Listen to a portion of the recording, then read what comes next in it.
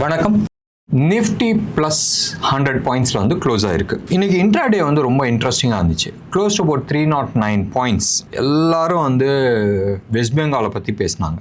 West பெங்காலில் வந்து BJP வந்து தம்மிங்கில் வந்து வின் பண்ணியிருக்கிறாங்க. எதிர்பார்த்தது நிறைய பேர் வந்து அனாலிசிஸில் வந்து சில மாதிரி பேசிகிட்டு இருந்தாங்க. பட் திடமாக வந்து நம்பிட்டு இருந்தால் தட் இந்த தடவை வந்து பிஜேபி வந்து வெஸ்ட் பெங்காலில் வந்து வரத்துக்கு நிறைய சான்சஸ் இருக்குன்றது. அது அப்புறமா பேசிக்கலாம் என்ன காரணன்றது. ஒரு விதத்தில் வந்து ரொம்ப நல்ல விஷயம்.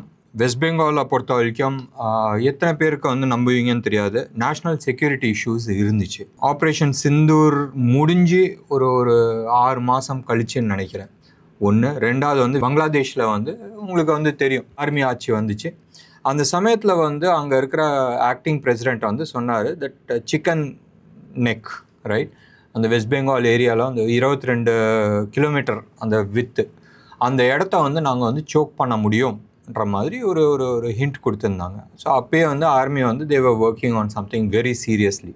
கவர்மெண்ட்டும் வந்து சில விஷயங்கள் ஒர்க் பண்ணியிருப்பாங்க.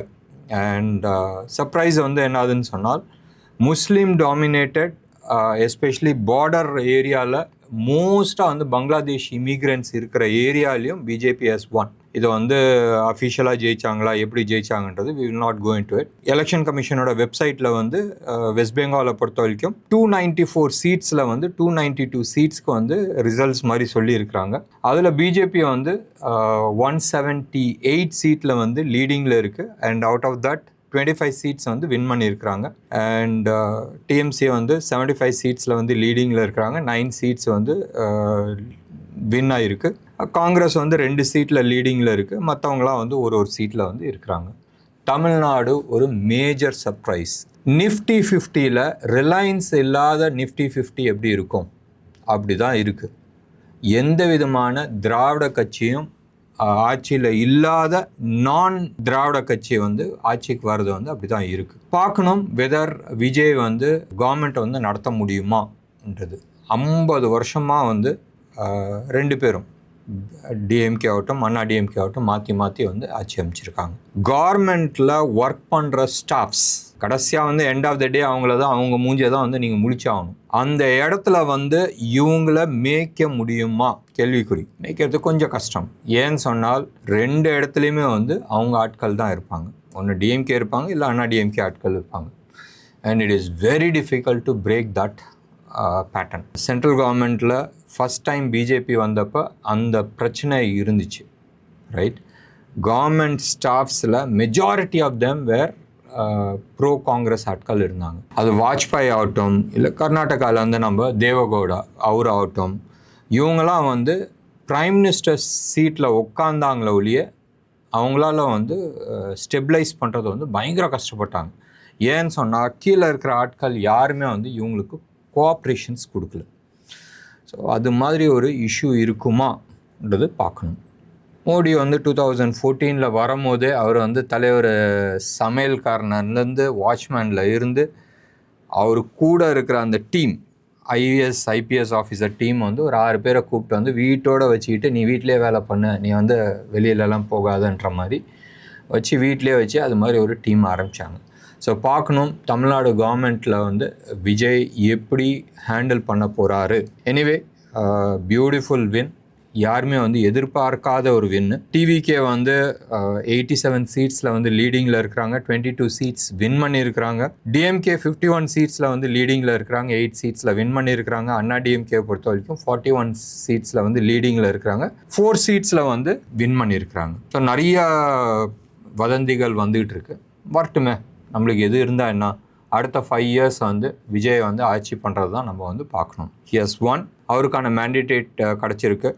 தமிழ்நாட்டில் இண்டஸ்ட்ரியல் டெவலப்மெண்ட் வரப்போகுதா அதுதான் வந்து முக்கியம். At the end of the day நீ வந்து இந்த ஃப்ரீயாக கொடுக்கறது, சோஷியலிசம் இது பண்ணுறது அதெல்லாமே ஒரு சைடு இருந்தாலும் அது யாருக்கு தேவையோ கொடுக்கறதுல தப்பு கிடையாது. பட் மோர் எது கொடுக்கணும்னு சொன்னால் டெவலப்மெண்ட் கொடுக்கணும். ஸோ இண்டஸ்ட்ரியல் டெவலப்மெண்ட் இருக்கணும், நிறைய பேத்துக்கு வந்து வேலை கிடைக்கணும். எனிவே வாழ்த்துக்கள். அண்ட் அடுத்த 2 நாளில் வந்து நம்மளுக்கு நிறைய கிளாரிட்டிஸ் கிடைக்கிறதுக்கான வாய்ப்புகள் இருக்குது. So will wait and watch. நிஃப்டியில் நம்ம மார்க்கெட் இந்த செட்டப்பை வந்து அதாவது இந்த 4 ஸ்டேட் 5 ஸ்டேட்டில் வந்து எலெக்ஷன் செட்டப்பை வந்து ரிஃப்ளெக்ஷன் இருக்குமான்னு கேட்டால் ரிஃப்ளெக்ஷன் நிச்சயமாக இருக்கும். 2 விதத்தில் வந்து நம்ம எடுத்து பார்க்கலாம். வெஸ்ட் பெங்காலை பொறுத்த வரைக்கும் பிஜேபி வின் பண்ணிடுன்றது 99% வந்து ஓரளவுக்கு தெரியும். தமிழ்நாடு வந்து டிஸ்ரப்ஷன் இருக்காதுன்றது எதிர்பார்த்தாங்க. பட் தமிழ்நாடு மட்டும்தான் வந்து it is a surprise. West பெங்காலை பொறுத்த வரைக்கும் ஏன் சர்ப்ரைஸ் இல்லைன்னு சொல்கிறதுக்கு நிறைய காரணங்கள் இருக்குது. நம்ம முதல்ல வந்து எக்ஸ்பிளைன் பண்ணியாச்சு. ரெண்டாவது வந்து நீங்கள் எடுத்து பார்த்தீங்கன்னா அசாம் அண்ட் வெஸ்ட் பெங்கால் 2 இடத்துலையுமே வந்து பிஜேபி இருக்கும் போதும் பங்களாதேஷை சுற்றி இருக்கிற மெயின் ஸ்டேட் ரைட், இந்த 2 ஸ்டேட்டில் தான் வந்து நிறைய பங்களாதேஷிஸ் வந்து தங்கியிருக்கிறாங்க. அண்ட் இந்த 2 ஸ்டேட்டில் தான் வந்து திருட்டுத்தனமாக வந்து உள்ளே வராங்க. ஸோ இந்த 2 ஸ்டேட்டை வந்து பிஜேபி ரூல் பண்ணும் போதும் ஜியோ பாலிட்டிக்ஸ் நிச்சயமாக இருக்கும். அந்த ஊரில் இருக்கிற நிறைய பேரை வந்து பங்களாதேஷ்க்கு திருப்பி அனுப்புறதுக்கான வாய்ப்புகள் இருக்குது. பார்க்கலாம். திருப்பூர்லேயும் சென்னையிலலாம் வந்து மோஸ்ட்லி கன்ஸ்ட்ரக்ஷன் ஒர்க்கர்ஸ் எங்கேருந்து வராங்கன்னா பங்களாதேஷ்லேருந்து தான் வராங்க. திருப்பூர்லேயும் வந்து நிறைய பங்களாதேஷிஸ் இருக்கிறாங்க. ஸோ நான் சொல்லணுன்ற அவசியம் கிடையாது. ஸோ வெயிட் பண்ணி பார்க்கணும் இவங்களாம் வந்து எப்படி ரியாக்ட் பண்ண போகிறாங்க. அண்ட் ஜியோ பாலிட்டிக்ஸ் நிச்சயமாக அடுத்த ஒரு 25-30 டேஸ் இல்லை 1 month 2 months 6 monthsக்குள்ளே வந்து தெரியும். ஸோ தெரியறத வந்து நிறைய விதத்தில் வந்து எஃபெக்ட் ஆகிறதுக்கான பாசிபிலிட்டிஸ் இருக்குது. பட் நெக்ஸ்ட் 5 years வெஸ்ட் பெங்காலில் வந்து க்ளீனிங் ப்ராசஸில் தான் இருக்கும். டெஃபினட்டாக நிறைய கம்பெனிஸ் வந்து வெஸ்ட் பெங்காலில் வந்து கமிட்மெண்ட் பண்ணுறதுக்கான சான்சஸ் நிறைய இருக்குது. ஸோ நிஃப்டி 50ல் வந்து எத்தனை ஸ்டாக் வந்து வெஸ்ட் பெங்கால் பேஸ்டு ஸ்டாக் இருக்குன்றது கொஞ்சம் பார்த்துங்க. Excite industries west Bengal based தான். ஸோ வெஸ்ட் பெங்காலில் இருக்கிற எத்தனை கம்பெனிஸ் வந்து இருக்குன்றது லிஸ்ட் எடுத்தால் உங்களுக்கு வந்து தெரியும். ஸோ அது எல்லாமே வந்து பாசிட்டிவ் சைடில் வரதுக்கான நிறைய வாய்ப்புகள் இருக்குது. இன்டர்நேஷ்னல் மார்க்கெட்டில் இப்போ தான் ஒரு 1.5-2 hours முன்னாடி வந்து ஒரு நியூஸ் வந்துச்சு. ஈரான் வந்து நான் 2 மிசைலை விட்டேன் அமெரிக்கன் ஷிப்ஸை நோக்கி. அண்ட் அதில் அமெரிக்கன் வார்ஷிப்ஸ் ரைட் அவங்க வந்து ரிட்டர்னை திரும்பிட்டாங்கன்ற மாதிரி ஒரு செய்தி சொல்லியிருக்காங்க. அண்ட் யூஎஸ் கவர்மெண்ட் வந்து இதை நல்லிஃபை பண்ணியிருக்கிறாங்க. இல்லை அது மாதிரி கிடையாதுன்ற மாதிரி சொல்லியிருக்கிறாங்க. எது என்ன இருந்தால் என்ன. ஃப்ரைடே இன்னைக்கு கோல்டு ரேட் ஒரு 4% ஏறிச்சு. அண்ட் இன்னைக்கு வந்து கணிசமாக வந்து குறைஞ்சிருக்கு. இன்டர்நேஷ்னல் மார்க்கெட்டில் க்ளோஸ் டு அபவுட் 1.35% வந்து கீழே விழுந்திருக்கு. $62 விழுந்திருக்கு. சில்வரை பொறுத்த வரைக்கும் 2.5% வந்து கீழே விழுந்திருக்கு. ருப்பியை பொறுத்த வரைக்கும் எலிவேட்டடாக தான் இருக்குது. க்ளோஸ் டு அபவுட் 95 rupees 6 பைசாவில் வந்து ட்ரேட் ஆகிட்டுருக்கு. இன்றைக்கி வந்து இன்ட்ராடேயில் வந்து 9480 வரைக்கும் வந்துட்டு மறுபடியும் மேலே போயிருக்கு. கோல்டை பொறுத்த வரைக்கும் 15,300 லெவலில் ட்ரேட் ஆகிட்டுருக்கு. இது 24 கேரட் ஜிஎஸ்டியோட சென்னையில் விற்கிற ரேட்டு. சில்வரை பொறுத்த வரைக்கும் 2,50,000 per kg 999 குவாலிட்டியில் வந்து ட்ரேட் ஆகிட்டுருக்கு. 14,000 வந்து 22 கேரட் கோல்டும் 2,70,000 சில்வரும் வந்து விற்றுட்டுருக்கு. இதான் வந்து ரீட்டைல் ரேட்டில் வந்து விற்றுட்டுருக்கு. ஸோ மார்க்கெட்டில் வந்து ஒன்றும் பெருசாக பேசுகிறதுக்கு ஒன்றுமே இல்லை. இன்டர்நேஷ்னல் மார்க்கெட் யூஎஸ் என்ன பண்ண போகுதுன்றது ஒரு சைடு இருந்தாலும் மேஜராக வந்து money is getting diverted only into ஒரே ஒரு ஆக்டிவிட்டீஸ்.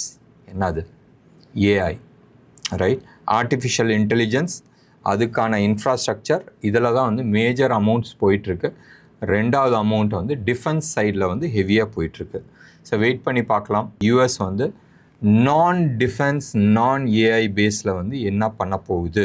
ஏன்னு சொன்னால் பேட்ரி ஆகட்டும், ஏங்க ஒரு சின்னோண்டு புல்லட் இருக்குல்ல, புல்லட்டுக்கு உள்ளே இருக்கிற அம்யூனிஷன் இருக்குல்ல, அந்த அம்யூனிஷனுக்கான மெயின் ஒரு காம்பனண்ட் ரைட், காம்பனண்ட்டுன்னு வேணாம் மினரல்னு வச்சுக்கலாமே, அது வந்து 90% வந்து சைனா தான் வந்து கண்ட்ரோல் பண்ணிகிட்ருக்கு. ஸோ அதை வந்து நிப்பாட்டி வச்சுருக்காங்க. ஸோ யூஎஸ் வந்து அடுத்த ஒரு few days or few months வந்து எப்படி ரியாக்ட் பண்ண போகுதுன்றது பார்க்கணும். சுற்றி போட்டு கழுத்தை நெரிக்கிறாங்க. ஸோ ஞாபகம் வச்சுங்க, எனி கண்ட்ரி அவுட் சோர்ஸ் பண்ணுறாங்க சொன்னால் ஒரு ஸ்டேஜில் வந்து அவனை நம்பி நீங்கள் போயிட்டீங்கன்னு சொன்னால் அவன் சொல்கிறது தான் நீங்கள் ரேட் கேட்டாகணும். நம்ம வீட்டில் வந்து சமைச்சிக்கிட்டு இருக்கோம், சமைக்கிறத நம்ம வீட்டில் நிப்பாட்டிட்டோன்னு சொன்னால் ஹோட்டல்காரன் என்ன ரேட் சொல்கிறானோ அந்த காசு தான் நீங்கள் வந்து கொடுத்தாகணும். ஸோ ஞாபகம் வச்சுங்க, industrial productions very very very important.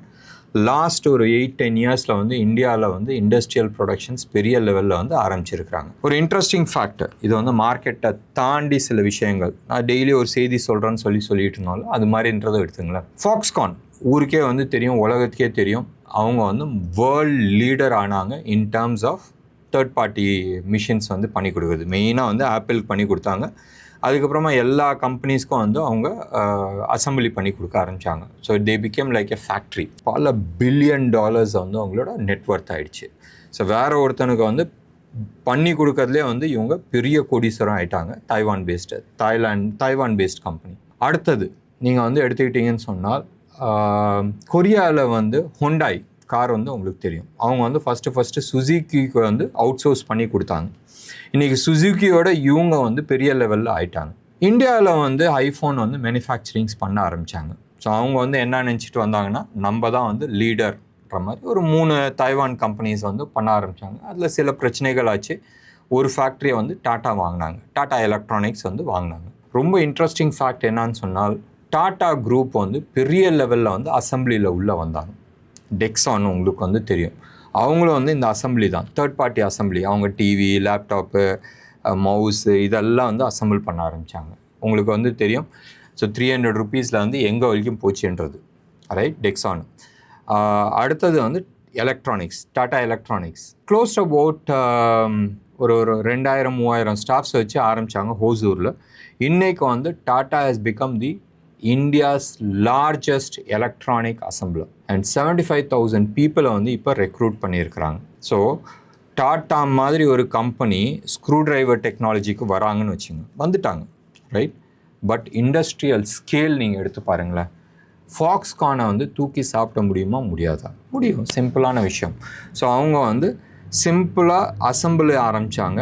இப்போ அசம்பிளி ஆரம்பித்தோன்னா அந்த கேஸ் மேனுஃபேக்சரிங் ஆரம்பித்தாங்க, காம்பனன்ட்ஸ் மேனுஃபேக்சரிங் ஆரம்பிச்சிருக்கிறாங்க, இப்போ வந்து சிப் மேனுஃபேக்சரிங்க்கு ஆரம்பிச்சிருக்கிறாங்க. ஸோ என்டையர் ஃபோன் மேனுஃபேக்சரிங் மிக விரைவில் பண்ணுறதுக்கான வாய்ப்புகள் இருக்குது. ஸோ இப்படி தான் வந்து ஒன்று ஒன்றா ஒரு பேஸ் ஆரம்பிச்சுட்டு ஒன்று ஒன்றா வந்து எடுத்துகிட்டு வந்தாங்க. ஸோ அடுத்த ஒரு 10 வருஷத்தில் வந்து டாட்டா எலக்ட்ரானிக்ஸோட கேப்பபிலிட்டிஸ் நினச்சி பாருங்களேன். ஸோ பெரிய லெவலில் வந்து வரத்துக்கான சான்சஸ் இருக்குது. நம்ம வந்து யோசிக்கலாம், என்னடா ஸ்க்ரூ டிரைவர் டெக்னாலஜி கார்டா உள்ளே வந்திருக்கிறாங்கன்றது. இப்போ இதே மாதிரி இதே லீடு, ரைட்? டாட்டா எலக்ட்ரானிக்கோட ஸ்கேல் அண்ட் சைஸை வந்து பார்த்துட்டு இன்னொன்று ஒரு பெரிய ஜாம்பவானும் வந்து உள்ள இது மாதிரி எலக்ட்ரானிக் தேர்ட் பார்ட்டி அசம்பிளிங்க்கு வந்து வந்திருக்கிறாங்க. எல்என்டிகிட்ட இல்லாத காசு கிடையாது, மணி பவர் இருக்குது அண்ட் மசில் பவர் நிறைய இருக்குது. மசில் பவர்ன்றது அவங்க வந்து பில்டிங் கட்டுறது வந்து அவங்களே பண்ணிக்கலாம். இண்டஸ்ட்ரியல் அவங்க ஓன் கன்ஸ்ட்ரக்ஷன் கம்பெனியை வந்து இதை டேக் ஓவர் பண்ண முடியும். ஸோ இண்டஸ்ட்ரியல் ஃபேக்ட்ரி இது மாதிரி வந்து லார்ஜ் ஸ்கேலில் வந்து பண்ணுறதுக்காக வந்து ஏற்பாடு நடந்துகிட்ருக்கு. கோயம்புத்தூரில் வந்து தேர் எஸ்டாப்ளிஷிங் எலக்ட்ரானிக் அசம்பிளி யூனிட்ன்ற மாதிரி.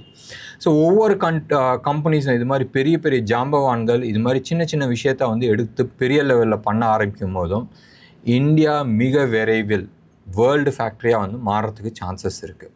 இவங்களுக்குலாம் வந்து ஒரு மேஜர் அட்வான்டேஜ் இருக்குது. இப்படி நீங்கள் ரிலையன்ஸ் எடுத்து பாருங்களேன்.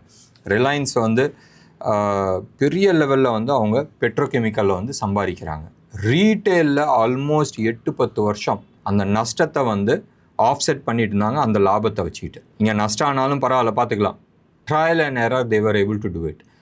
ஜியோவில் எடுத்துங்க, ரைட்? ஜியோவில் வந்து இந்தியா ஃபுல்லாக வந்து 2.5 லட்சம் கோடிக்கு வந்து கேபிள் போட்டாங்க, மார்க்கெட்டிங் பண்ணாங்க, 1 இயர் ஃப்ரீயாக வந்து உங்களுக்கு கொடுத்தாங்க. இதெல்லாம் காசு எங்கேருந்து வந்துச்சு? இந்த கம்பெனியில் ஜியோவில் வந்து லாஸ் வரதை வந்து இது எல்லாமே வந்து ரிலையன்ஸ் இண்டஸ்ட்ரியோட ஒரு காம்பனண்ட்டாக தான் இருந்துச்சு. ரிலையன்ஸ் இண்டஸ்ட்ரி இருந்துச்சு, அதோட கீழே இருக்கிற சப்டிவிஷனாக தான் இருந்துச்சு. ஸோ ரிலையன்ஸ் இண்டஸ்ட்ரியிலேருந்து வர லாபத்தை இங்கே வர நஷ்டத்தை வந்து ஆஃப்செட் பண்ணிட்டாங்க. ஸோ டேக்ஸ் பணம் கட்டுறதுல வந்து அவங்க காப்பாற்றிக்கிட்டாங்க. இந்த நஷ்டத்தை வந்து பண்ண முடிஞ்சிச்சு. ஒரு இண்டிவிஜுவலாக பண்ணும் போதும் இவ்வளோ நஷ்டத்தை வந்து எடுக்க முடியுமான்னு கேட்டால் கஷ்டம். அதே தான் வந்து இப்போ எல்என்டி வந்து பண்ணுறதுக்கான நிறைய வாய்ப்புகள் இருக்குது. டாடா எலக்ட்ரானிக்ஸை பொறுத்த வரைக்கும் எல்லாம் தனித்தனி கம்பெனியாக வச்சுருக்கிறாங்க. கம்பைண்டாக இருந்திருந்தால் ப்ராபப்ளி பண்ணலாம். ப்ராபப்ளி அவங்க வந்து மற்ற இடத்துல வந்து பணத்தை எடுத்து வந்து உள்ளே போட்டுட்ருக்காங்க. So they can do it. Anyway we will wait for it. மார்க்கெட்டை தவிர மீது எல்லா விஷயத்தையும் வந்து இன்றைக்கி பேசியிருக்கிறோம். இன்டர்நேஷ்னல் மார்க்கெட்டில் கோல்டு சில்வர் பார்த்தாச்சு, யூஎஸ் மார்க்கெட் பார்த்தாச்சு. அண்ட் யூஎஸ் டேட்டாஸை பொறுத்த வரைக்கும் ஃப்ளாட்டிஷாக தான் இருக்குது. ஸோ இந்தியன் மார்க்கெட்டும் மோர் ஆர் லெஸ் ஃப்ளாட்டிஷாக இருக்கிறதுக்கு தான் சான்சஸ் இருக்குது. இந்தியா விக்ஸை பொறுத்த வரைக்கும் 18.3 இருக்குது. 0.8%, ஒரு 3/4%ன்னு வச்சிங்களேன். 3/4% தான் வந்து கீழே விழுந்திருக்கு, பெருசாக கீழே விழுல. எஃப்ஐஐ டேட்டாஸ் வந்து இந்த ப்ரோக்ராம் ரெக்கார்ட் பண்ணுற வரைக்கும் வரல. தேர்ஸ்டே அன்னைக்கு, அதாவது ஏப்ரல் 30 அன்னைக்கு நீங்கள் எடுத்துக்கிட்டீங்கன்னு சொன்னீங்கன்னா 8047 8047 கோடிக்கு வந்து விற்றுருந்தாங்க. ஸோ எஃப்ஐஐஸ் கண்டினியூஸாக வந்து விற்றுட்டு போயிட்டுருக்காங்க. மெயின் ரீசன்ஸ் வந்து ருப்பி ஸ்டெபிலிட்டி தான். ஸோ ருப்பி ஸ்டெபிலிட்டிஸ் வந்துருச்சுன்னு சொன்னால் ப்ராபப்ளி அவங்க வந்து திரும்பி வரதுக்கான வாய்ப்புகள் இருக்குது. வெயிட் பண்ணி பார்க்கலாம். மார்க்கெட் நாளைக்கு பொறுத்த வரைக்கும் நீங்கள் வந்து அந்த கன்சாலிடேஷன் ஜோனு நம்ம சொல்கிறோம் தெரியுமா, 23,800 டவுன் சைட்லேயும் அப் சைடில் வந்து 24,500 ஜோன். அந்த ஜோன் வந்து last 17 trading days, 17 trading days and 27 calendar days அதே ஜோனில் தான் வந்து நிற்கிது. ஸோ வெயிட் பண்ணி பார்க்கலாம். இந்த ரேஞ்சை உடைக்கும் போதும் கிளாரிட்டிஸ் வரதுக்கான நிறைய பாசிபிலிட்டிஸ் இருக்குது. என்ன நேயர்களே, இன்றைக்கி ப்ரோக்ராம் உங்களுக்கு பிடிச்சிருந்துச்சுன்னா லைக் பண்ணுங்கள், ஷேர் பண்ணுங்கள். டெஃபினட்டாக உங்களோட கமெண்ட்டை நான் எதிர்பார்க்குறேன். நன்றி, வணக்கம்.